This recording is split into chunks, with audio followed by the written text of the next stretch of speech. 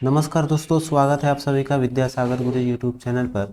जैसे कि हम लोग बिहार दरोगा मेंस के लिए गुरु रहमान सर का प्रैक्टिस सेट लगा रहे थे, उसमें हम लोगों ने 1 नंबर का सेट कर लिया था।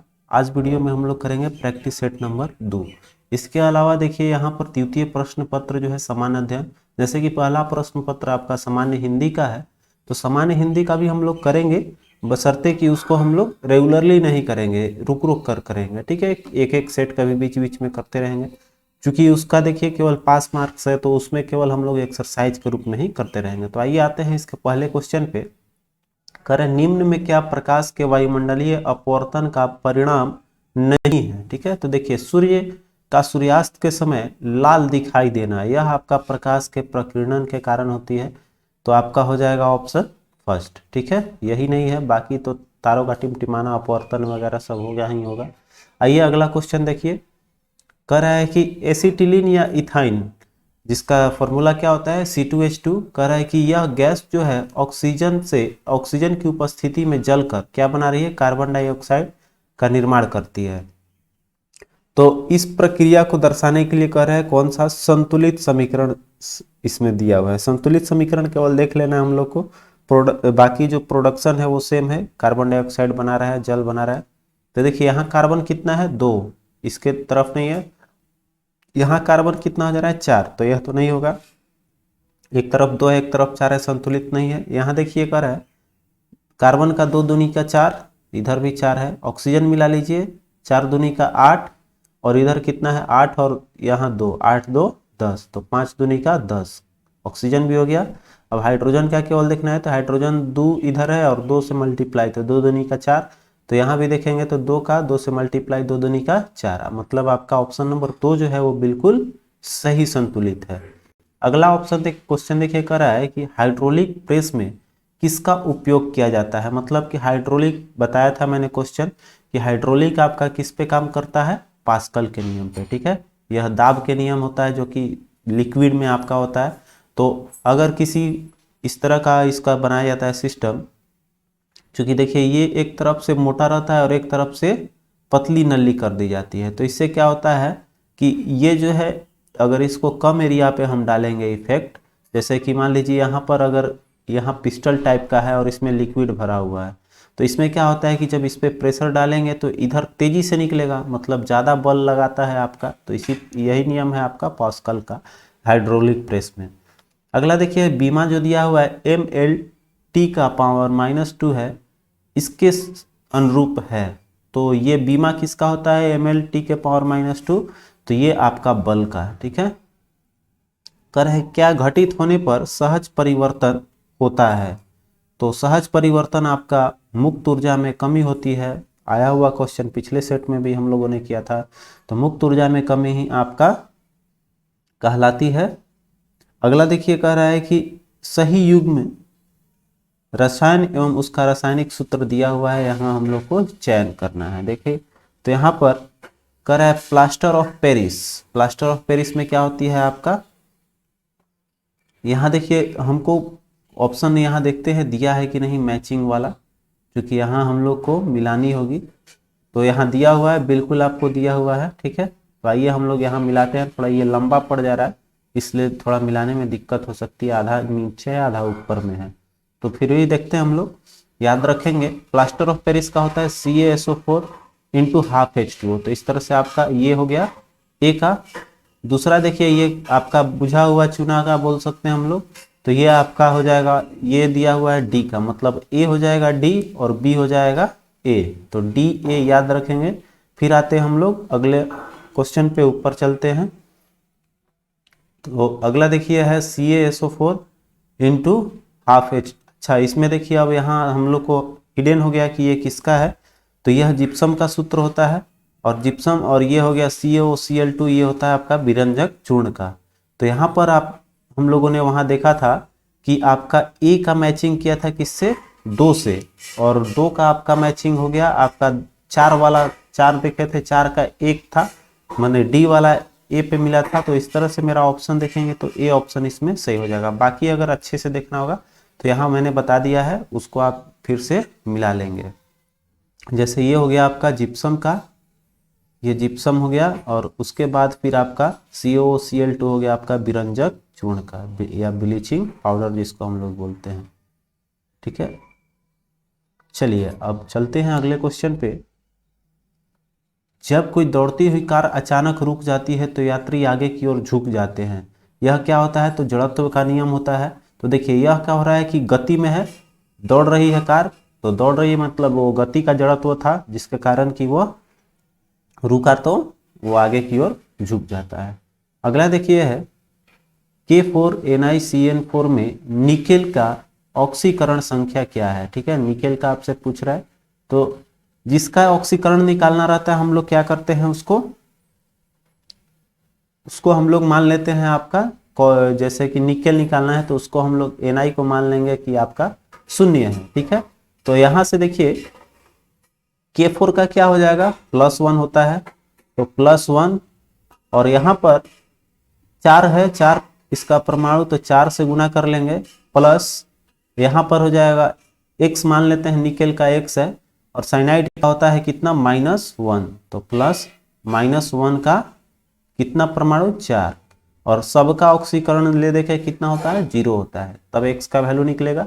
तो यहाँ से हो जाएगा 4 + X, फिर आगे इसको करेंगे तो 1 में 4 का होगा, तब -4 हो जाएगा बराबर 0, तो यह प्लस माइनस कट जाएगा, इसका ऑक्सीकरण संख्या कितना आ गया, X बराबर भी आ गया आपका 0 आ गई। ठीक है, तो यहाँ पर 0 ऑप्शन दे रहा है, 1 नंबर आपका सही जवाब हो जाएगा।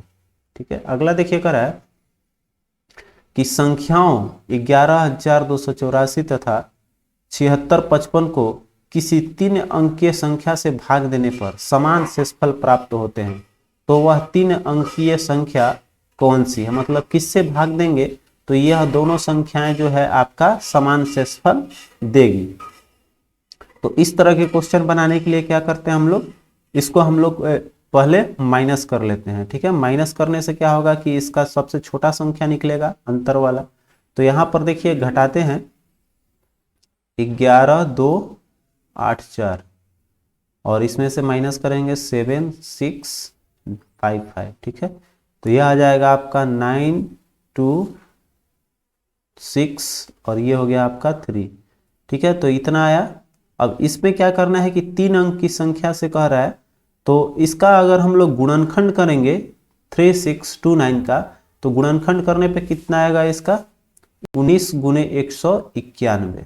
ठीक है, तो कहने का मतलब मेरा 3 अंकीय जो संख्या आएगा वह कितना आएगा, 191 हो जाएगा आपका सही जवाब। ठीक है, अगला देखिए रेडियोधर्मी तत्व किसका उत्सर्जन करते हैं? तो यह देखिए अल्फा, बीटा और गामा, ये किरणें होती है जो आपका रेडियोधर्मी तत्व हमेशा उत्सर्जित करते रहते हैं। अगला है कि एक संघीय राष्ट्र में शक्तियों का वितरण होता है। तो देखिए संघीय राष्ट्र जैसे कि मान लीजिए भारत है, तो इसमें क्या होगा कि इसमें शक्ति जो होती है कुछ केंद्रों को भी दी जाती है और कुछ राज्यों को भी दी जाती है, तो केंद्र और राज्य हो जाएगी। अगला देखिए कह रहा है कि भारत के राष्ट्रपति के बारे में निम्न में से कौन सा कथन सत्य नहीं है? तो कह रहा है वह लोकसभा को भंग कर सकते हैं। ठीक है, वह सेना के 3 अंगों का सर्वोच्च सेनापति होता है। ठीक है, वह राज्यसभा को भंग कर सकते हैं, राज्यसभा कभी भंग नहीं होती। तो आपका इस तरह से ऑप्शन 3 नंबर जो है बिल्कुल गलत हो जाएगी। चलते हैं अगले क्वेश्चन पे। नेक्स्ट क्वेश्चन आपका कह रहा है भारत के राष्ट्रपति द्वारा निम्न में से कौन सा कार्य नहीं किया जा सकता है? ठीक है, तो देखिए यहाँ पर नहीं किया जा सकता है, फिर वही ऑप्शन में दे रहा है आपका, देखेंगे यहाँ पर तो राज्यसभा को विघटित करना, तो विघटित जैसे कि पिछला क्वेश्चन ही आपका यह भी क्वेश्चन रहा है, तो इसमें राज्यसभा को वो कभी खत्म नहीं कर सकता है कोई भी। ठीक है, तो यहाँ आपका 2 नंबर हो जाएगी। अगला है जिस तरह हर घर में निकासी होनी चाहिए वैसे ही हर संगठित पे स्केलीय श्रृंखला होनी चाहिए, यह कथन किसका है? यह अर्विक द्वारा बोला गया है। नेक्स्ट है कि संविधान में वह कौन सा अनुच्छेद है जिसके द्वारा भारत का राष्ट्रपति राज्य का प्रशासन अपने हाथों में ले सकता है? यह अनुच्छेद 356 है, आपका सी 3 नंबर ऑप्शन सही हो जाएगी। अगला है मैथ का क्वेश्चन, देखिए यहाँ पर आ गया, कह रहा है इसका धनात्मक वर्गमूल क्या होगा? ठीक है, तो धनात्मक वर्गमूल हम लोग निकालते हैं, इसको थोड़ा सा अच्छे से कर लेते हैं हम। पूरा इधर वाला हटा दे रहे हैं, हम लोग को दिखाई दे अच्छे से। अब देखिए यहाँ हम लोग आ गए हैं आपके धनात्मक वर्गमूल का। तो वर्गमूल निकालने के लिए क्या होता है कि पहले अगर इसका हम लोग अंडर रूट करेंगे तो एक तो माइनस अलग सेक्टर हो जाएगा और ये अलग सेक्टर हो जाएगा। तो हम लोग क्या करेंगे कि होल स्क्वायर के फॉर्मेट में लाने का कोशिश करेंगे, क्योंकि होल स्क्वायर आएगा तभी स्क्वायर रूट हटाएंगे तो वो डायरेक्ट हट जाएगा। तो यहाँ देखिए पहले है 48 और 45, इसमें कॉमन क्या ले लेंगे तो √3 कॉमन ले लेंगे। तो 16 3 48 हो गया आपका, और यहाँ पर हो गया आपका 15 3 45। ठीक है, इतना आया। यहाँ दिखाई नहीं दे रहा है आप लोगों को, तो मैं इसको इधर लिखता हूँ, इसको थोड़ा सा, अब दिख रहा है साफ साफ। तो यहाँ पर हम लोग √15 ले लिए। अब देखिए आगे चलेंगे तो 16 और 15 में हमको कॉमन निकालेंगे तो 4 आ जाएगा, तो 4 सम संख्या आ जाएगा। लेकिन यहाँ देखेंगे तो 3 और 5, 3 5 15 आएगी। ठीक है, तो 15 जब आ रहा है तो 3 और 5 का करेंगे तो हमारा 8 आएगा। मतलब इसको अगर 64 बनाना है हमको तो √4 से हम लोग ऊपर नीचे गुना कर सकते हैं, या फिर हम लोग उसको 2 से गुना कर सकते हैं। ठीक है, तो 2 से ऊपर नीचे गुना कर लेते हैं, 2 से इधर भी और 2 से ऊपर भी। तो 2 को करेंगे तो कितना आ जाएगा आपका, तो यहाँ पर √3/, तो ये रहेगा ही रहेगा, √3/2 अलग कर लेते हैं। 16 को करेंगे तो 16 चौका कितना हो जाएगा आपका, एक तरह से ये 4 है, वर्गमूल निकालेंगे तो 4, और 4 को करेंगे तो कितना आ जाएगा, 4 दूनी का 8 आ गया। ठीक है, 2 से मल्टीप्लाई होगा सब में, तो 4 दूनी का 8, और ये हो गया -2√15। ठीक है, 2√15 लिख लिए। अब देखिए यहाँ पर √3/2 और 8 को लिख सकते हैं क्या, 5 + 3। ठीक है, 5 + 3 और -2ab, 2√5 × √3। ठीक है, दिख रहा है, √5 √3 है ये। तो ये √5 का स्क्वायर करेंगे तो 5 आ जाएगा, और √3 का स्क्वायर करेंगे तो √3 आ जाएगा। और ये हो गया a² + b² और -2ab बराबर फॉर्मूला क्या होता है, a - b का होल स्क्वायर। मतलब इतना बराबर लिख सकते हैं, a - b का होल स्क्वायर मतलब √5 - √3 का होल स्क्वायर हो जाएगा। और इधर में क्या है आपका, तो √3/2 ये तो बचा हुआ है। अब इसका जब वर्गमूल निकालेंगे तो इसका वर्गमूल निकालेंगे तो रूट से स्क्वायर क्या खत्म, और ये स्क्वायर स्क्वायर 2 बार हो जाएगा, ये अंडर रूट में 2 2 4 हो जाएगा, और 2 का फिर आपका आ जाएगा √2। तो देखिए इसमें स्क्वायर हटा हुआ है और 4 लगा हुआ है, और अंडर में √2 है, तो आपका ऑप्शन नंबर 2 जो है वो बिल्कुल सही हो जाएगा। ठीक है, देखिए हालांकि मैथ का सॉल्यूशन अलग देने के लिए हम आप लोगों को बोलते थे, लेकिन अब मैं इसी में सॉल्यूशन करते चलूँगा, क्योंकि हम लोगों को अलग से देने में भी या फिर आप लोगों को आंसर देने में भी थोड़ी दिक्कत होती थी, तो इसी में करते चलेंगे हम लोग। तो चलिए अगला क्वेश्चन है, भारतीय संविधान के निर्माताओं के मन तथा आदर्शों की झलक किसमें मिलती है। तो देखिए संविधान का जो निर्माण हुआ तो उसका सब चीज, किसी भी चीज का जो होता है वो प्रस्तावना जो होती है, जो पहला पेज होता है उसी में सब चीज बताई जाती है। तो उसी तरह से हम लोग बोल सकते हैं जो प्रस्तावना है उसमें पूरे संविधान का आदर्श उसमें झलकता है, क्या है नहीं है।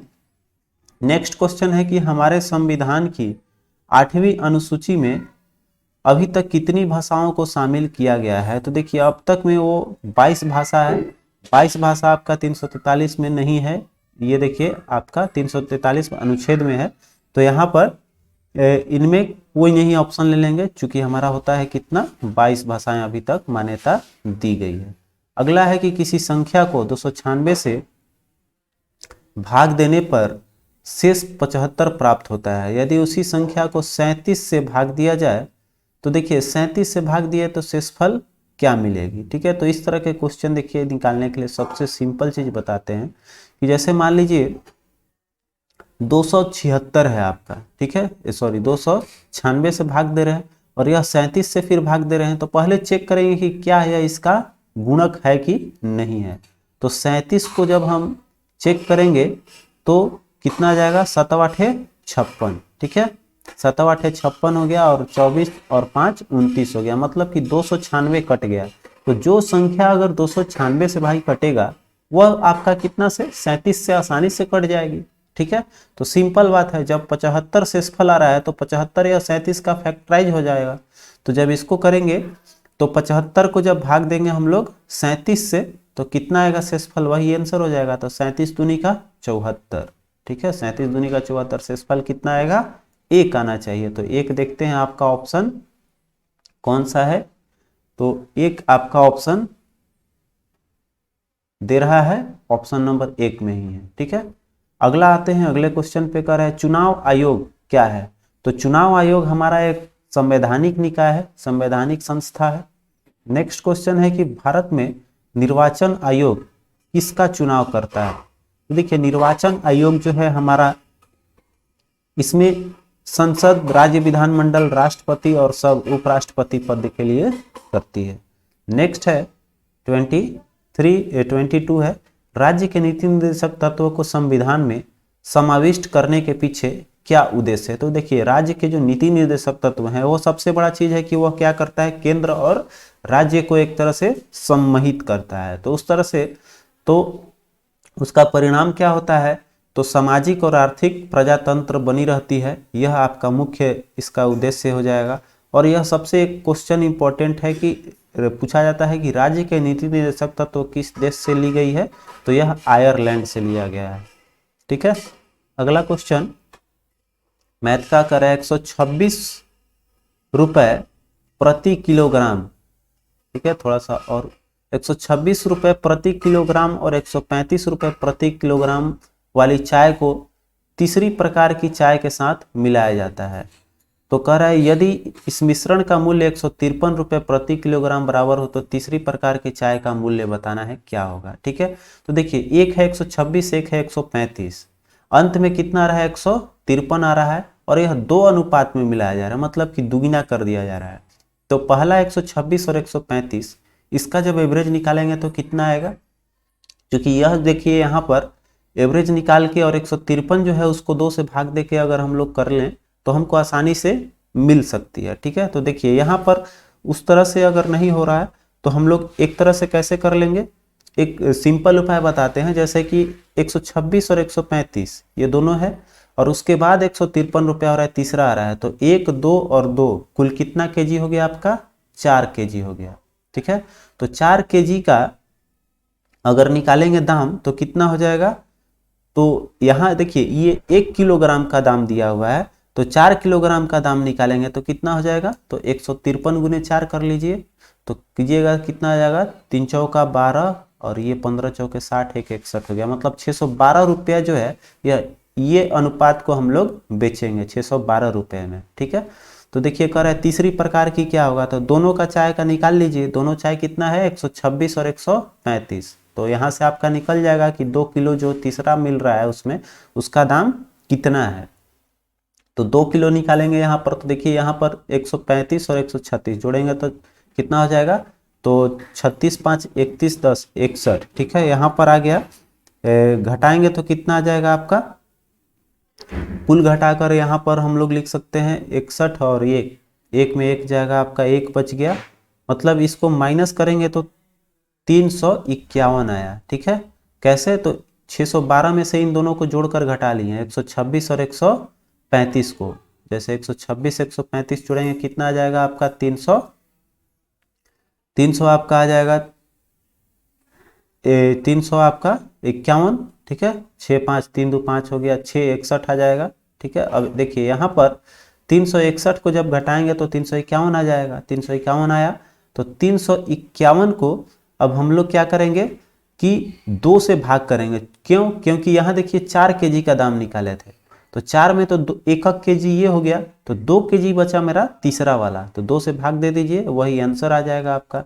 तो 2 से भाग देंगे तो कितना आएगा, 2 एकम 2 साते 14 और 2 पाँचे मतलब 175.5, 175.5, ये है आपका 2 नंबर ऑप्शन सही, ठीक है। यहाँ देखिए 1 मिनट, यहाँ पर हम लोग देख नहीं पाए हैं कि जो भी लिखा है मैंने आप लोगों ने देख नहीं सका है, ठीक है। तो यहाँ हम लोग आपको वो चीज़ यहाँ पर दिखा देते हैं। देखिए ये सब लिखा था मैंने, यहाँ से ये सारी चीज़ें यहाँ लिखी गई है, ठीक है। तो जो भी बोला था मैंने यहाँ लिखा हुआ है पूरा का पूरा, हम ध्यान नहीं दिए कि दिखाई दे रहा है नहीं आपको। तो चलिए अब आते हैं हम लोग अगले क्वेश्चन पे आएंगे। नेक्स्ट क्वेश्चन देखते हैं। अगला क्वेश्चन देखिए, यहाँ पर कुछ यहाँ लिखा हुआ है, इधर कुछ क्वेश्चन छूट रही है। यहाँ देखिए आ गया 24 नंबर क्वेश्चन। कह रहा है कि भारत के संविधान की उद्देशिका निम्नलिखित में से वह कौन सा शब्द है जिसे संविधान 42वें संशोधन अधिनियम 1976 के माध्यम से शामिल नहीं किया गया था। तो देखिए यहाँ पर हमारा समाजवादी था, धर्मनिरपेक्ष या फिर बोल सकते हैं पंथ निरपेक्ष था, गरिमा आपका नहीं था इसमें। ठीक है, 3 नंबर ऑप्शन आपका हो जाएगा। अखंडता इसी में जुड़ा था 42वां में ही, तो आपका इस तरह से 3 नंबर सही है। अगला है भारतीय संविधान के अनुच्छेद 370 में उपबंध किया गया है। तो 370 तो आपका अब खत्म हो गया, जिसके बारे में हम लोग बात करते थे कि जो हमारा जम्मू कश्मीर को विशेष संवैधानिक स्थान प्राप्त किया गया था वो आपका समाप्त हो गया है। तो इसमें आपका 370 के अंतर्गत कह रहा है कि जम्मू और कश्मीर के लिए अस्थायी प्रावधानों का इसमें वर्णन था, तभी इसको हटाया गया। तो हम लोग बोल सकते हैं हमारा 1 नंबर ऑप्शन सही हो जाएगी। ऐसे और ऑप्शन देख लेते हैं क्या दे रहा है आपका ऑप्शन। तो इसमें दे रहा है नागालैंड मणिपुर, मतलब वही आपका 1 नंबर ऑप्शन आपका सही है।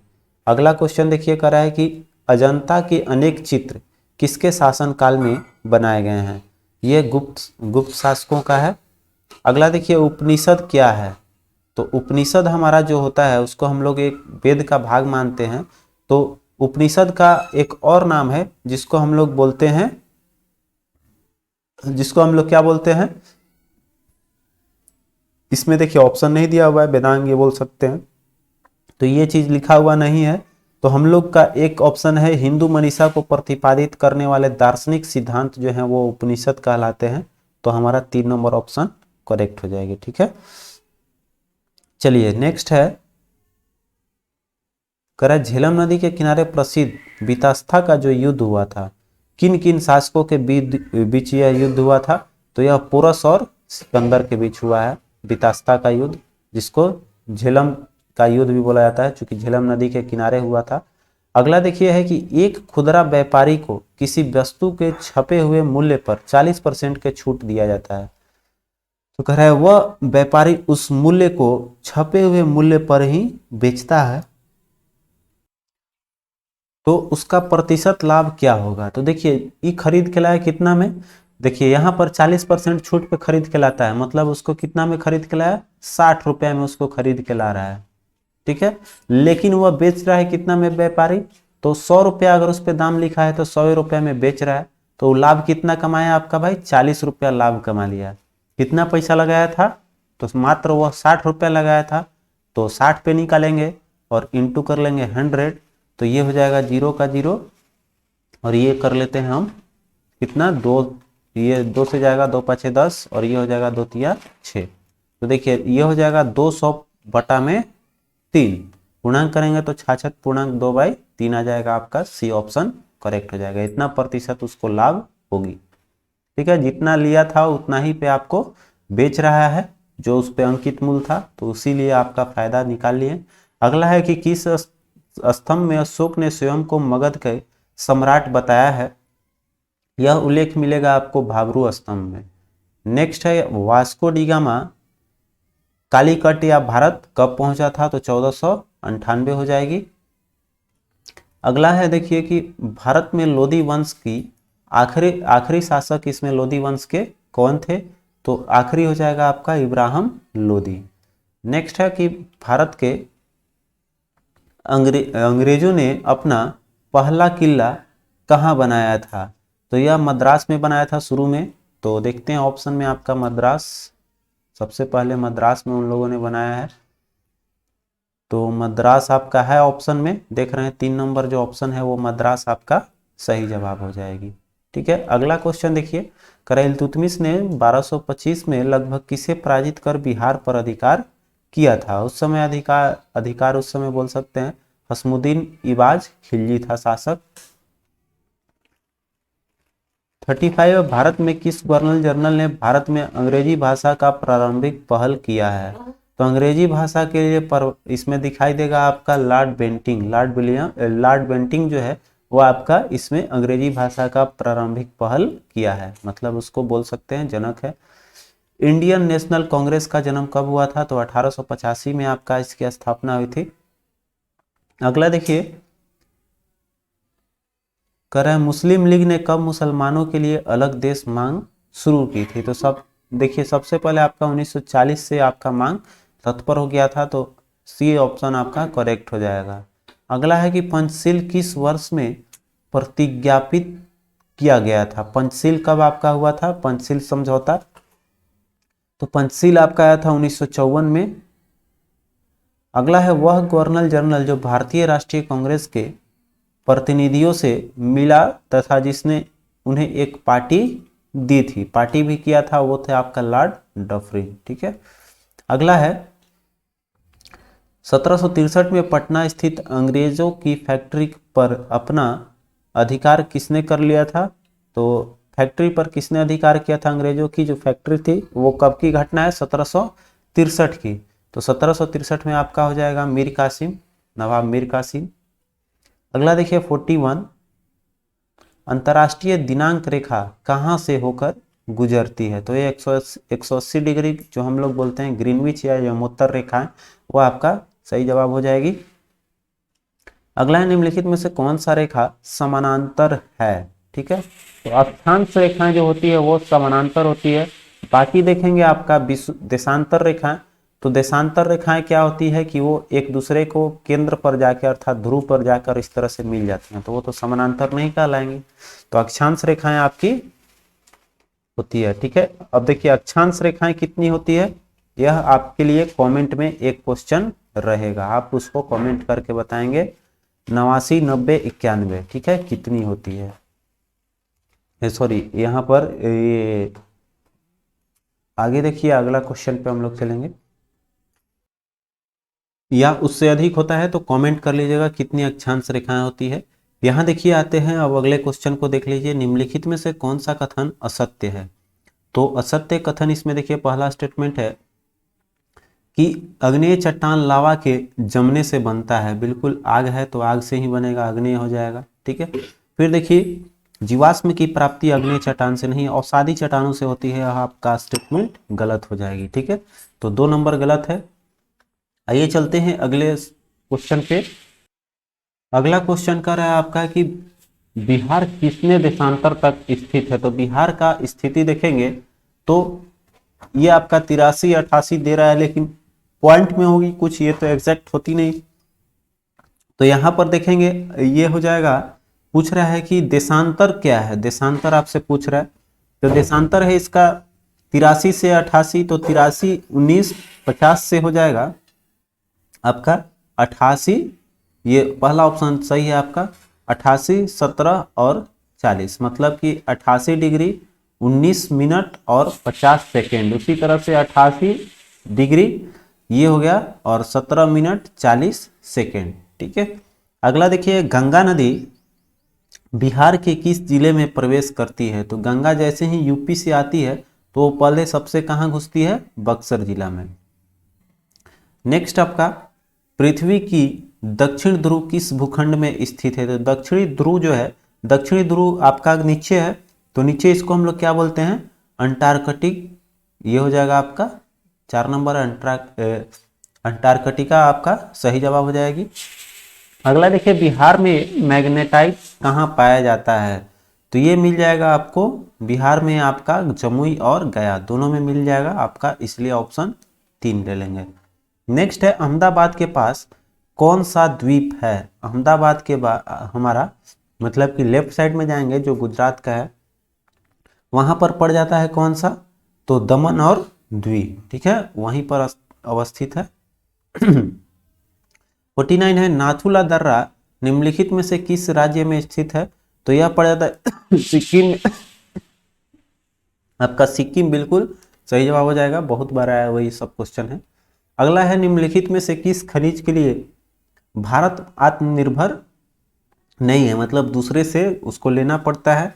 तो ये है आपका तांबा। ठीक है, तांबा हो जाएगा ऑप्शन के अनुसार। अगला है भारत की निम्नलिखित में से कौन सी नदी पश्चिम घाट से शुरू नहीं होती है? तो पश्चिमी घाट देखेंगे तो यहाँ पर पश्चिमी घाट से शुरू नहीं होगी कौन सी नदी? तो महानदी आपका इसमें हो जाएगा, महानदी नहीं लेंगे। अगला देखिए, भारत में ऊर्जा का सबसे बड़ा स्रोत क्या है? तो अभी हम लोगों ने पढ़ा होगा कि कोयला नहीं था तो भाई अलग चीज है, लेकिन उसके अलावा अब जो है सबसे ज्यादा प्रोडक्शन अगर भारत में ऊर्जा का होती है तो वो जल से, ठीक है, नदियों का जो टरबाइन होती है उससे लगा कर बनाई जाती है। तो हमारा जल विद्युत ऊर्जा जो है अभी 1 नंबर पे है, ठीक है, जिसमें कि लगभग लगभग कितना है, तो 60% के आसपास में जल विद्युत ऊर्जा हमारे देश में हिस्सा है बिजली उत्पादन या बोल सकते हैं ऊर्जा उत्पादन में। आइए चलते हैं अगले क्वेश्चन पे। तो कह रहा है भौगोलिक इतिहास के अनुसार सबसे प्राचीन पर्वत कौन सा है? तो सबसे प्राचीन आपका अरावली पहाड़ी है। नेक्स्ट है आपका प्रायद्वीपीय भारत में द्वितीय बृहत्तम बेसिन कौन है? तो द्वितीय बृहत्तम बेसिन के रूप में हमारा कौन जाना जाएगा इसमें? कृष्णा बेसिन। फिर देखिए अगला क्वेश्चन कह रहा है कि तिलैया डैम किस नदी पर स्थित है? तिलैया डैम आपका झारखंड में पड़ जाता है, कोडरमा में, और यह पूछ रहा है किस नदी पर अवस्थित है? तो यह आपका बराकर नदी पर है। अगला देखिए आ गया आपका क्वेश्चन, ये बहुत इजी क्वेश्चन है। आप लोग देखिए, सबसे पहले हम लोग क्या करते हैं, का करेंगे कैलकुलेशन, तो का मतलब गुणा हो गया। तो इस तरह का क्वेश्चन आंसर केवल कैलकुलेशन है, इसलिए हम ये तो आप आसानी से बना ही सकते हैं, इसको रोक कर आप आसानी से हल कर लेंगे। का जहाँ रहेगा वहाँ गुना ले लीजिएगा। तो सबसे पहले गुना का काम कीजिएगा, उसके बाद से प्लस माइनस जो भी करना है वो करके आगे बढ़िएगा, ठीक है, आंसर आ जाएगा आप लोगों का। अगला देखिए है लोहे में जंग लगना क्या है? तो यहाँ देखिए आपका एक तरह का परिवर्तन पूछ रहा है। तो भौतिक परिवर्तन में तो पुनः उसको प्राप्त किया जा सकता है, लेकिन अगर लोहा में जो जंग लग जाता है वो खत्म हो जाती है, वो क्या हम लोग उसको आसानी से फिर ला सकते हैं लोहे के रूप में? तो यह जो है एक तरह का ऑक्सीकरण हो जाती है उसका, जिसको कि लाना संभव नहीं है। तो हम लोग का क्या है, रासायनिक परिवर्तन एक तरह का है। यहाँ पर लिखा हुआ रासायनिक ना लिख के वैद्युत रसायन परिवर्तन लिखा हुआ है। अगला देखिए, भारतीय संविधान ने लोकसभा के गठन और उसके विलयन के अधिकार किसे दिया है? तो देखिए यहाँ पर क्या कर रहा है, लोकसभा के गठन और विलयन करने का अधिकार केवल और केवल है राष्ट्रपति को। अगला है किसी कक्षा में प्रत्येक सही उत्तर के लिए 1 अंक दिए जा रहे हैं, ठीक है, तथा प्रत्येक गलत उत्तर के लिए 1 अंक काट लिया जाता है। तो देखिए यहाँ पर 20 प्रश्न है, ठीक है, 20 प्रश्न में आपका प्राप्तांक कितना आ रहा है, उसको 8 नंबर आ रहा है। तो वो जितना सही दिया उतना गलत हो गया। तो यहाँ पर 20 क्वेश्चन में वो क्या किया है, मात्र कितना सही जवाब हो जाएगा उसका? तो यहाँ पर 6 जवाब जो है, क्योंकि देखिए यहाँ क्वेश्चन क्या है कि सही उत्तर के लिए 1 अंक देगा और प्रत्येक उत्तर के लिए, गलत उत्तर के लिए आपका 1 अंक काट भी लेगा।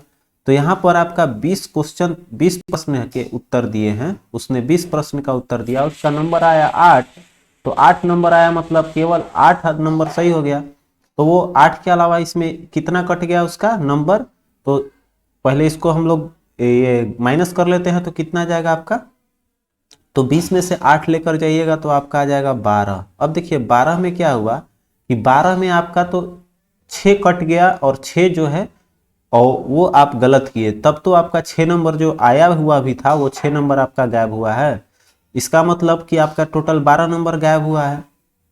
तो 6 गलत वाला गायब हो गया और प्लस में आपका 6 जो एक नंबर कम हो जा रहा है गलत आंसर पे, तो 6 गलत किए और उसके अलावा 6 नंबर और माइनस हो गया। तो 12 मतलब यही आपका 12 नंबर कम आया है। तो वह पूछ रहा है कि सही उत्तर दिए गए प्रश्नों की संख्या क्या थी? तो सही आपका कितना आंसर दिया है इसमें? तो सही जवाब उसने मात्र दिया है 8, ठीक है। चूंकि यह सब गलत हो गया, तो गलत अगर पूछता तो मेरा हो जाता 6 और सही पूछ रहा है तो सही मतलब यही केवल नंबर सही है उसका। तो कितना हो जाएगा यहाँ पर टोटल आ जाएगा 8 और 6। देखिए 6 तो हमको 6 जोड़ना पड़ेगा ना, चूंकि 6 इसमें पूछ रहा है सही। तो सही दिया था आपका, सही उत्तर दिया है 8 6 14, 8 6 14 और 14 में से आपका 6 नंबर गलत के चलते 6 नंबर कट गया है। तो आपका कितना हो जाएगा 8 6 14, आपका आंसर आपका 2 नंबर आपका सही होगा। समझ में आया क्यों? क्योंकि 8 नंबर जो है वो तो आपका आया ही आया है, तो 8 तो सही ही है, लेकिन 6 नंबर जो माइनस हुआ है, जैसे टोटल 12 नंबर कम हुआ, तो 12 में 6 सही दिया, 6 गलत आंसर दिया है, तो टोटल आपका 8 और 6 14 हो जाएगा। और देखिए भारतीय संविधान में कहा गया है कि हिंदी, हिंदी क्या है देखते हैं ऑप्शन में क्या है। तो हमारा यह राजकीय भाषा नहीं है। सबसे पहली बात इस चीज को जानेंगे आप लोग कि हमारा जो है वो राजकीय भाषा नहीं है हिंदी, ठीक है। बाकी आइए देख लेते हैं हम लोग इसका ऑप्शन क्या है। तो भारत का राष्ट्रभाषा है, राष्ट्रभाषा आपका नहीं है, राजकीय भाषा या नहीं है। फिर कह रहा प्रादेशिक सरकारों के बीच संचार की भाषा होगी, यह भी नहीं उल्लेख है। यह सरकारी भाषा होगी, यह उल्लेख है, ठीक है। अगला देखिए भारतीय संविधान का वह कौन सा अनुच्छेद है जो राष्ट्रपति को लोकसभा भंग करने की शक्ति प्रदान देती है। तो अनुच्छेद 85 के अंतर्गत जो है राष्ट्रपति हमारे लोकसभा को भंग कर सकते हैं। अगला है कि ए का वेतन बी के वेतन से 25% अधिक है, तो बी का वेतन ए के वेतन से कितने प्रतिशत कम है, ठीक है। तो इस तरह के क्वेश्चन देखिए निकालने के लिए क्या करेंगे, अगर मान लीजिए एक का 100 मानते हैं तो अगर देखिए यहां पर ए का वेतन बी के वेतन से 25% अधिक है, तो कहने का मतलब अगर बी का वेतन अगर 100 है तो ए का वेतन कितना हो जाएगा 125, क्योंकि इससे 25% ज्यादा हो जाएगा। तो अब पूछ रहा है कि बी का वेतन ए के वेतन से कितने प्रतिशत कम है। तो अब कंपेयर किससे करना है, ए से। तो कितना कम है आपका 25 कम है, और कितना पे तो 125 पे। बाकी प्रतिशत निकालना है तो 100 से गुना कर लेंगे सिंपल से। तो 25 पचे 125 और ये हो जाएगा 5 20, तो मतलब 20% आपका सही आंसर हो जाएगी। नेक्स्ट है कि आर्यों की वर्ण व्यवस्था का आधार निम्नलिखित में से क्या थी। तो वो देखिए जो बांटा गया था वो पेशा पे बांटा गया था, जो जिस तरह का काम करता था उसी को वो जाति मानी गई, ठीक है।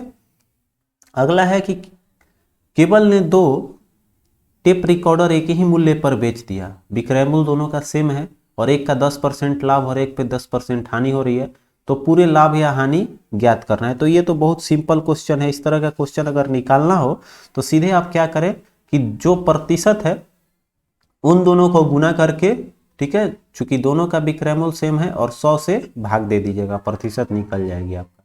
तो कटाएंगे तो आपका एक एक आ जाएगा, तो 1% जो है वो, अब देखिए दोनों, एक चीज जानिएगा कि दोनों का विक्रय मूल्य अगर होगा तो कभी भी वो लाभ नहीं होती है, ठीक है। ये देखिए यहाँ लाभ भी लिखा हुआ है, हानि भी लिखा हुआ है, तो हानि हमेशा आपका होगा, जब भी होगा क्या होगी, हानि होगी, ठीक है। जब भी विक्रय मूल्य सेम हो और एक को सेम सेम पे बेचे तो हमेशा आपका क्या होगी, हानि आएगी।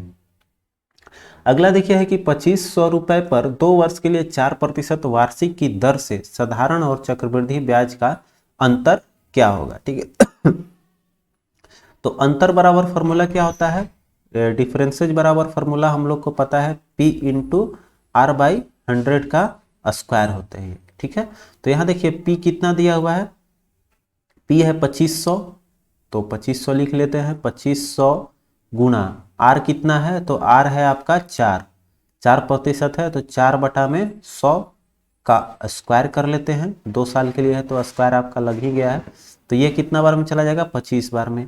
तो ये हो गया 2500 और गुने 1/25, स्क्वायर है तो 2 बार लेंगे, 1/25। तो ये 25 से आपका कट जाएगा कितना बार में, 100 बार में, और ये 25 से कट जाएगा आपका 25 चौके 100। कहने का मतलब कितना आया आपका, 4 आया। तो 4 ऑप्शन में आपका दे रहा है। अगला देखिए क्वेश्चन कह रहा है कि 300 मीटर लंबे एक रेलगाड़ी 25 मीटर प्रति सेकंड की गति से जा रही है, तो 200 मीटर लंबे पुल को वह कितने देर में पार करेगी। तो इस तरह का क्वेश्चन बताए थे आपको कि यह तो पुल हो गया, और प्लस में ट्रेन की लंबाई जब तक पूरी पार नहीं करेगी तो हम लोग बोलेंगे कि पार नहीं किया, तो दोनों को लंबाई को जोड़ना पड़ेगा। तो 3 और 2 कितना हो जाएगा, 500 मीटर। और इसका देखिए क्या दे रहा है, आपका चाल दिया हुआ है, दोनों मीटर प्रति सेकंड में ही है, तो सीधे क्या लिख लेंगे हम लोग, समय बराबर होता है दूरी, तो दूरी हो गया 500 और चाल है कितना 25, भाग दे देंगे सीधे, 25 दूनी का 50, कितना आ गया आपका 20 सेकंड आपका सही जवाब हो जाएगी।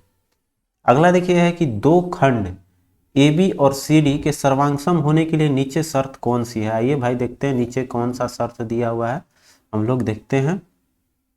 तो देखिए यहाँ पर सर्वांगसम होने के लिए कभी भी जो चीजें हैं कह रहा है कौन सा हो सकता है, तो देखिए भुजा अगर बराबर हो तो हम लोग बोलेंगे कि सर्वांग पॉसिबल है। लेकिन यहाँ देखिए ऑप्शन में कुछ ना कुछ मिस्टेक हुआ है, क्योंकि एक भुजा बराबर होने से मान लीजिए ए बी और सी डी, ठीक है, ए बी और सी डी, ये ए बी सी त्रिभुज और एक मान लेते हैं डी ई, ठीक है। तो देखिए यहाँ पर कर रहा है, एक चीज ध्यान देंगे कि यहाँ हमसे क्वेश्चन क्या किया था, आते हैं थोड़ी सी क्वेश्चन पे हम लोग ऊपर देख लेंगे कि दो रेखाखंड, अच्छा रेखाखंड है ए बी और सी डी, ठीक है। तो रेखाखंड के सर्वांगसम होने का तो सिंपल बात है, दोनों बराबर होगी।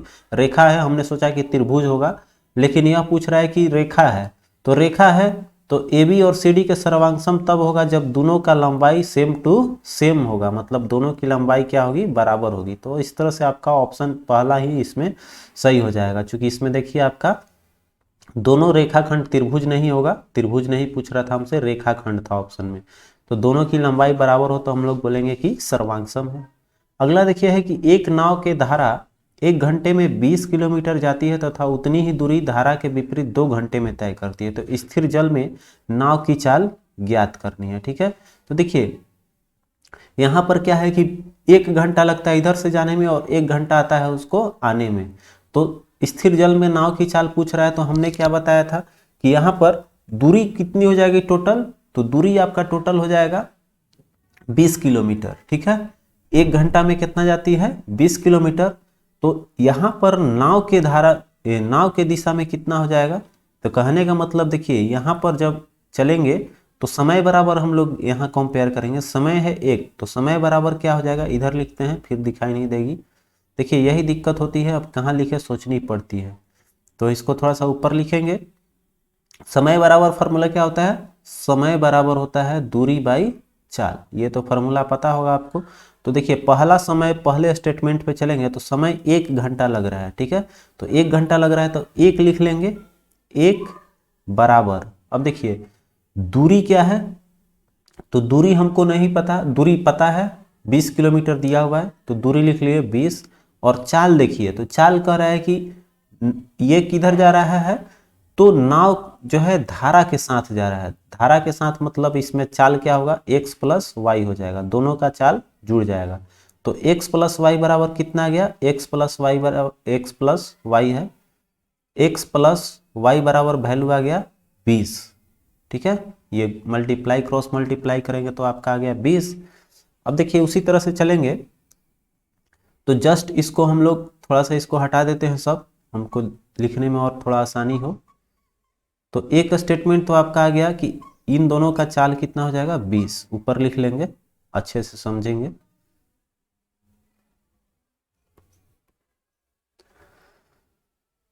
अब देखिए यहां मेरा मिल चुका है x प्लस वाई, मतलब कि नाव का चाल और धारा का चाल जोड़ने पे कितना आएगा, 20 आएगी।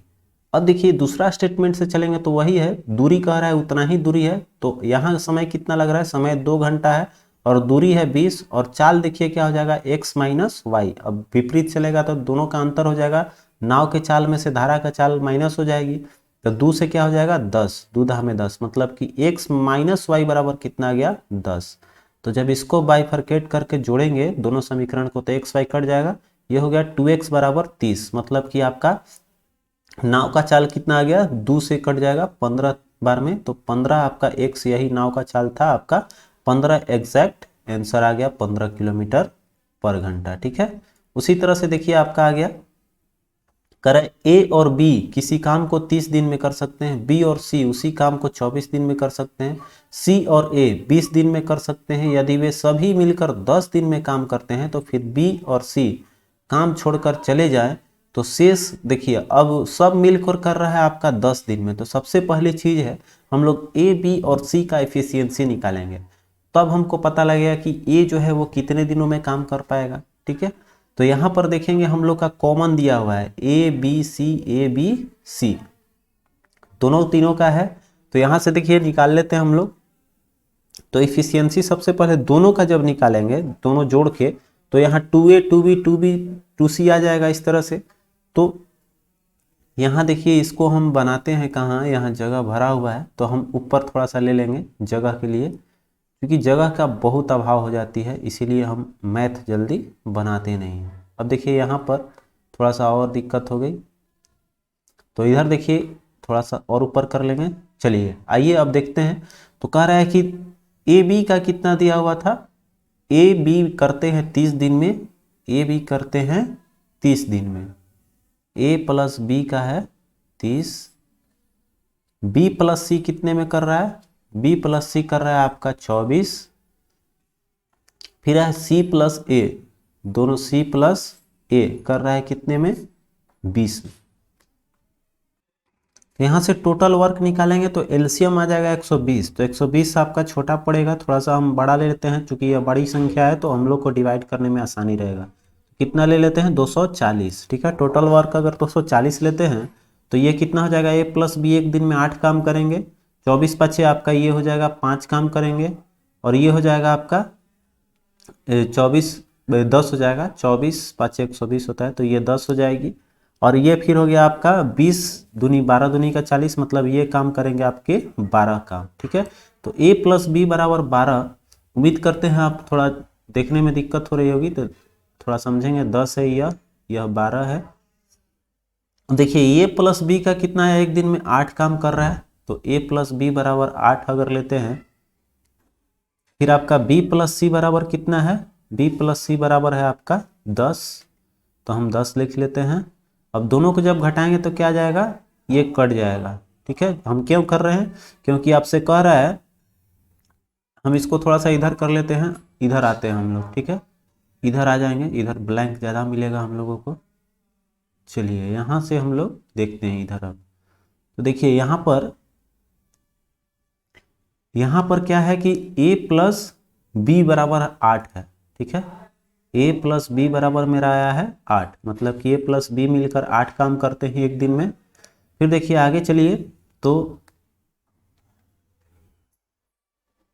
यहाँ हो गया 8, ठीक है, थोड़ा सा एडजस्ट कर लें। अब देखिए 8 काम किया, फिर देखिए b प्लस सी बराबर कितना आया है, b प्लस सी बराबर है 10। अब देखिए यहाँ पर इसको हम घटा रहे हैं इसलिए क्योंकि a कितने दिन में पूछ रहा है कि काम करेगा, ठीक है। तो a निकालने के लिए हमको b पता होना चाहिए कि a कितने आपका काम एक दिन में कर रहा है, तो ये तो सम्मिलित निकल गया है। तो देखिए यहाँ पर b प्लस सी बराबर 10 है, और c प्लस यहाँ से आप पहले इसको निकाल लेते हैं, तो ये माइनस माइनस माइनस कट गया, तो ये देखिए b कट जाएगा, तो a माइनस सी बराबर क्या आया, -2 आया, ठीक है। चूंकि माइनस में 10 है और प्लस में 8 है तो -2 आ गया। और फिर आगे चलिए तो बढ़ेंगे आगे, तो आपका क्या यहाँ से a प्लस सी वाला लेते हैं, तो a प्लस सी बराबर है कितना 12, एक दिन में 12 काम कर रहा है, तो a प्लस सी बराबर 12 लिखते हैं। तो यहाँ से कट जाएगा, कितना आ जाएगा 2a बराबर 1 प्लस 12 और माइनस का 2 10 आएगा, मतलब a अकेले काम एक दिन में कितना काम कर रहा है, 5 काम कर रहा है। टोटल काम कितना है 240। अब देखिए ए बी बी सी सी ए, इधर सब क्या हुआ 2abc आ जाएगा ना, 2a 2b 2c आएगा, तो मतलब कि दुगुना काम ही सबका हो जाएगा। तो एक दिन का काम सबका सामूहिक रूप से जोड़ेंगे तो 12 8 20 और 10 30 काम कर रहा है, 30 काम एक दिन में कर रहा है। यहाँ लिखते हैं 30 काम एक दिन में कौन करता है, तो 2a 2b 2c मिलकर करता है। तो हमको दोनों 2 में कॉमन ले लेंगे, तो 2 से जब डिवाइड करेंगे तो a b c एक दिन में कितना काम करेगा, तो 15 काम करेगा, ये कट के आपका दे देगा 15, ठीक है। तो 15 काम एक दिन में कर रहा है, और यह सब मिलकर 10 दिन तक काम किया है, तो 15 में 10 से गुना करेंगे, मतलब कितना काम कर लिया है 150 काम कर लिया है। तो 150 काम जो किया है, देखिए यहाँ पर 240 काम है, तो 240 में 150 काम कर लिया है, तो कितना काम बचा ए को करने के लिए, तो ये हो जाएगा कितना 9 5 14, मतलब कि 90 काम बचा है आपका, 90 काम बचा। और ए कितना दिन में कर रहा है, तो 5 काम कर रहा है एक दिन में, तो 18 5 90, टोटल इसको शेष काम करने में कितना दिन लगा 18 दिन, ठीक है। चलिए आगे बढ़ते हैं। अगला क्वेश्चन है कि निम्नलिखित शर्तों में से कौन सी शर्त पर्याप्त है जैसे कि त्रिभुज ABC और DEF समरूप कहे जा सकते हैं। तो समरूप होने के लिए कम से कम आपका भुजाएं या कोण बराबर होनी चाहिए। तो देखिए यहाँ पर तो बराबर वाला एक ही ऑप्शन है, बाकी में देखेंगे तो ग्रेटर देन है, ग्रेटर देन, लेस देन, ये सब यूज किया गया है। तो इस तरह से आपका केवल ऑप्शन ऐसे ही जो जिनको पता होगा मार लेंगे, आपका ऑप्शन ए आ जाएगा। ठीक है, चूंकि देखिए यहाँ पर बराबर होगा, दो कोण बराबर होगा तो तीसरा कोण ऑटोमेटिक बराबर हो जाएगा। तो तीनों कोण बराबर, या बोल सकते हैं दो कोण बराबर जब हो तो वो क्या होती है, एक दूसरे के समरूप होती है। ठीक है, अगला क्वेश्चन, नीचे दिए गए अक्षरों का कौन सा समूह खाली स्थानों को क्रमवार सही कर देगी। ठीक है, तो देखिए एम ए सेट करना पड़ेगा इसको। तो एम ए एन किस तरह से चल रहा है वो देखना होगा। तो यहाँ पर M A N man man चल रहा है। यहाँ पर शुरू में अगर एम ए एन लिख दें तो इधर हो जाएगा एम ए एन, फिर आपका एम ए एन, फिर यहाँ पर भी एम ए एन। तो अब मिला लीजिए A M M N N, A M M N N, option आपका 2 नंबर सही है। अगला देखिए कर है, एक अनुक्रम दिया गया है जिसमें पद विलुप्त है एक, और इसको बताना है कि कौन सी संख्या होगी। चलिए यह आप सभी के लिए रहा, कॉमन है ये सब क्वेश्चन, इसलिए हम ये तो आप बना ही लेंगे। चलिए अगला क्वेश्चन है, जो अब होने लायक है उसको हम करेंगे, बाकी आप सभी के लिए छोड़ दिया जाएगा। ठीक है, चूंकि इस समय लंबा वीडियो हो गया, अभी 25 क्वेश्चन बाकी है। मैथ में थोड़ा समय ज़्यादा लगता है समझाने में। अगला देखिए, यह भी अनुक्रम है आपका, रीजनिंग टाइप का क्वेश्चन है। हालांकि इसका आंसर बता देते हैं कितना होगा। आंसर में आपका 190 दे रहा है, आप 190 देख लेंगे। अगला उसी तरह का देखिए, यह भी है, पोर्टर शब्द को लिखा जाता है, तो यह भी अल्फाबेट का क्वेश्चन है। नंबर आप सेट करके देख लेंगे कि इसको किधर कन्वर्ट कर रहा है, प्लस माइनस करके। चलिए अगला है कि उस ग्रंथि का नाम बताइए जो अन्य अंतःस्रावी ग्रंथियों के कार्य को नियंत्रित करता है। तो मास्टर ग्लैंड हम लोग किसको बोलते हैं, तो पिट्यूटरी ग्रंथि, यही जो है सबको नियंत्रित करता है। अगला है कि मवेशी की एक प्रजाति मिथुन पाई जाती है, जो मवेशी की प्रजाति मिथुन है यह किस राज्य में पाई जाती है, अरुणाचल प्रदेश में। अगला देखिए, अशोक मदुरई के निकट एक टिकट बुक कराना चाहता है, वह चलना शुरू करता है। रीजनिंग का क्वेश्चन है, ये सिंपल चीज है, जिधर जाएगा 5 किलोमीटर यानी ये दक्षिण उत्तर करके बना लीजिएगा। ये भी आपके लिए रहा, बहुत आसान सब ये सब क्वेश्चन होती है। अगला क्वेश्चन है, ये कह रहा है कि हमारे शरीर की कौन सी कोशिका को लोकप्रिय रूप से मानव शरीर का सिपाही कहा जाता है, या बोल सकते हैं हमारा संरक्षक कौन होता है, तो श्वेत रक्त कणिकाएं, जिसको हम लोग बोलते हैं कि यह हमारा एक तरह से ये एंटीबायोटिक पावर भी बढ़ाती है। अगला देखिए कर है, ये देखिए भी रीजनिंग का क्वेश्चन है, तो आप आसानी से बना लेंगे। दिक्कत होगा तो कमेंट कीजिएगा हमको। इसका सही जवाब आपको बताते चलते हैं, क्योंकि बहुत लोगों का कमेंट आ जाता है कि नहीं बताते हैं। तो इसका आंसर दे रहा है नाना। ठीक है, आप देख लीजिएगा। चलिए आते हैं नेक्स्ट क्वेश्चन देख लेते हैं।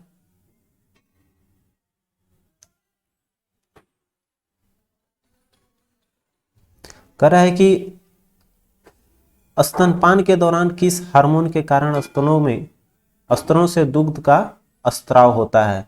तो यह देखिए पाया जाता है केवल महिलाओं में। ये आपका कौन सा है, तो वो देखिए आपका है लैक्टिन, जिसको हम लोग क्या बोलते हैं, लैक्टिक एसिड पाया जाता है। तो लैक्टिन शब्द आपका मिलेगा प्रोलैक्टिन। प्रोलैक्टिन जो है वही है आपका दुग्ध स्त्राव का प्रोटीन। ठीक है, निम्नलिखित में से कौन सा एक संक्रामक बीमारी है, तो इसमें आपका खसरा आ जाएगी। निम्न में से किसमें प्रति ग्राम प्रोटीन की मात्रा सर्वाधिक है, तो सबसे ज्यादा प्रोटीन पाया जाएगा इसमें, वो है सोयाबीन। सोयाबीन में सबसे अधिक होगी। अगला है कि एक वैज्ञानिक अनुशासन है जो जीवित और जीवाश्म दोनों रूपों में पौधों के पराग के बीजाणु तथा कुछ सूक्ष्म पलवक के जीवों के अध्ययन से संबंधित है, उसको क्या बोलते हैं, जो आपका अध्ययन करता है। तो देखिए इसमें क्या क्या कर रहे हैं, पराग के और बीजाणु का, तो इसमें परागकण और बीजाणु से देखेंगे कौन मिलता जुलता है। तो यही है आपका 4 परागकण और बीजाणु, जिसको हम लोग बोलेंगे पैलोलॉजी। नेक्स्ट है उसे चुनिए जो अन्य 3 विकल्पों से भिन्न है। ठीक है, ये आप चूज कर लीजिएगा, चूंकि इसमें सीरियल किसका माइनस माइनस माइनस कितना हो रहा है, इसमें माइनस माइनस कितना हो रहा है, तो आपको पता लगेगा कि कौन सा स्थान इसमें अलग है। ये आपके लिए रहेगा। नेक्स्ट है 85 की निम्नलिखित में से कौन सा व्यक्ति इटली के एकीकरण से संबंधित नहीं है, मतलब कौन नहीं रहा है। तो देखिए इसमें आपका एकीकरण से संबंधित नहीं था, ठीक है, तो इटली में आपका मुसोलिनी हो जाएगा ऑप्शन।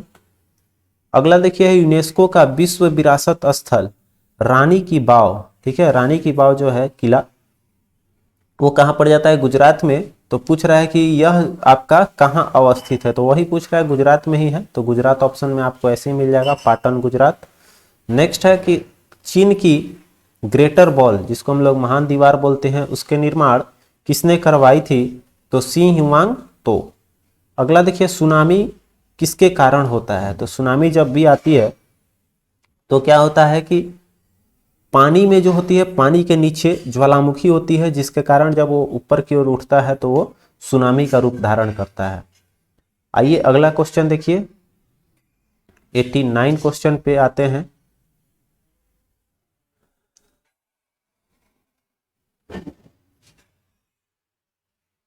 कह रहा है कि ओरियन तारामंडल के सबसे चमकीला तारा निम्नलिखित में से कौन सा है, तो इसमें हो जाएगा आपका रिगेल। अब देखिए कह रहा है उसी गहरी या संकरी घाटी को क्या भौगोलिक नाम दिया गया है जिसमें नदियां, हवा, बारिश और विवर्तनिकी गतिविधियां द्वारा अपक्षय और कटाव से निर्मित खड़ी दीवारें होती है, उसको बोलते हैं हम लोग कैनियन बोलेंगे। अगला देखिए क्वेश्चन कह रहा है कि निम्न में से कौन केंद्र शासित प्रदेश दमन और दीव की राजधानी है। देखिए दमन और दीव, दादर नागर हवेली एक हो गया है अभी, तो यहाँ पर दमन और दीव की राजधानी पूछ रहा है तो कौन सा हो जाएगा, आपका दमन है। अब देखिए यहाँ पर कह रहा है कि x में x का गुणांक क्या होगा, तो देखिए यहाँ पर x का गुणांक एक ही है, तो जब भी होगा तो AQ के रूप में तोड़ेंगे तो आपका 1 के Q ही आएगा। तो पूछ रहा है आपका कि x का गुणांक क्या आएगा, तो x का तो इसमें आपका दिया नहीं है। अब देखिए हाँ x का केवल पूछ रहा है, तो ये तो XQ का गुणांक हो जाएगा।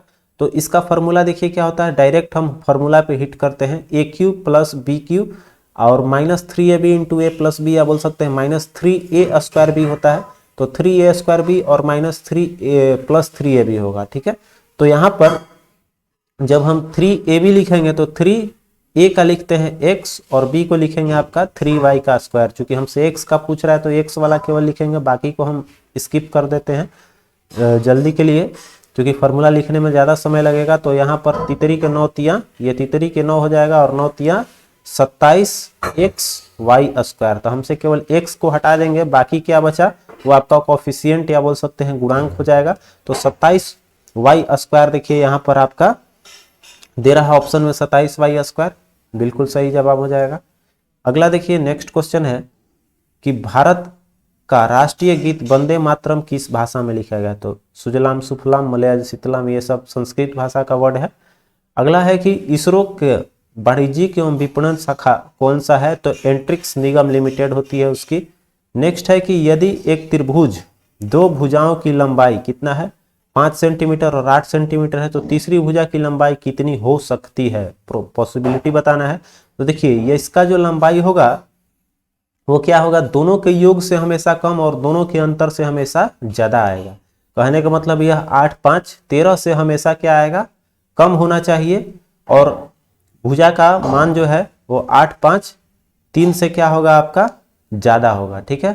तो मतलब कि 3 से ज्यादा आएगा, तो 3 से ज्यादा इधर लिख लेते हैं, 3 से ज्यादा होना चाहिए, तो 3 से ज्यादा और 13 से कम।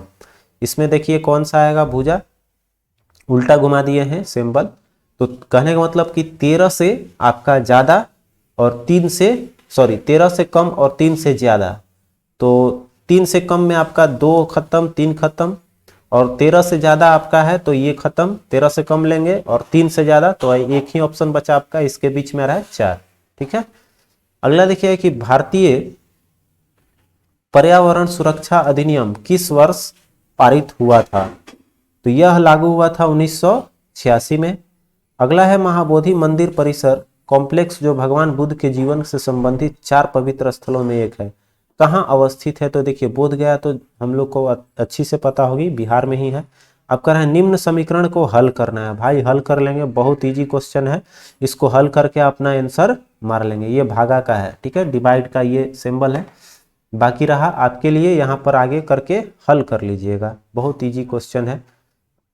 अब आते हैं अगले क्वेश्चन पे 99। देखिए ये आपका ऑप्शन हुआ पिछले क्वेश्चन का, कह रहा है कि न्यूनतम समर्थन मूल्य द्वारा अनुशंसित किया जाता है किसके द्वारा, तो देखिए कृषि लागत और मूल्य आयोग द्वारा यह किया जाता है।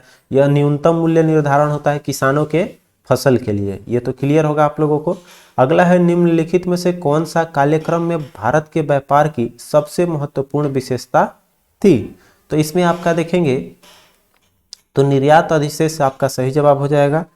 अब देखिए मिलते हैं फिर अगले वीडियो में, वीडियो काफ़ी लंबी हो गई तो 1 घंटा का वीडियो, चूंकि मैथ का सॉल्यूशन इसमें इंक्लूड किया गया है इसलिए थोड़ी सी वीडियो लंबी हो गई है। बाकी क्वेश्चन जो छोड़े हैं आप लोग खुद से हल करेंगे, कोई दिक्कत हो तो हमें कमेंट करके जरूर बताइएगा। मिलते हैं फिर नेक्स्ट वीडियो में, तब तक के लिए आप अपना ख्याल रखें। जय हिंद।